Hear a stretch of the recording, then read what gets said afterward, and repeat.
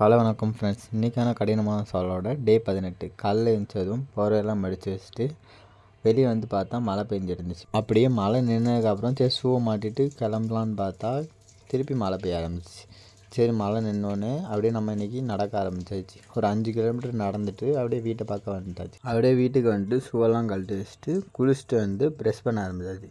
Brush பண்ணி முடிச்சுட்டு சட்டையை வந்து அயன் பண்ணுற வேலை இருந்ததுனால அயன் பண்ணி முடிச்சுட்டு அப்படியே பிரேக்ஃபாஸ்ட்டுக்கு முட்டையும் உப்புமாவும் சாப்பிட்டு கிளம்பியாச்சு. காலேஜுக்கு கிளம்பி போயிட்டு ஈவினிங் போல் கிளம்பி வீட்டுக்கு வந்தாச்சு. அப்படியே வீட்டுக்கு வந்துட்டு வீட்டில் ஆரஞ்சு பழம் இருந்தனால ஆரஞ்சு பழம் அப்படியே உரித்து சாப்பிட ஆரம்பிச்சாச்சு. சாப்பிட்டு கிளம்பி ஜிம்முக்கு வந்துட்டு இன்றைக்கான ஒர்க் அவுட் போட ஆரம்பிச்சாச்சு. இன்றைக்கி workout back and bicep. இன்றைக்கான என்ன லெசன்னா, வாழ்க்கை வந்து ஒரு வாழ்க்கை தான் இருக்குது. அதனால் நீங்கள் நினச்ச காரியத்தை வந்து செய்யணுன்னா அதுக்கு தடங்கள் வரதான் செய்யும். அதுக்கு நீங்கள் தான் அந்த தடங்களை உடச்சிட்டு போகணும். அது என்ன தடங்களாக இருந்தாலும் பரவாயில்லட்டு எந்திச்சி ஓடுங்க.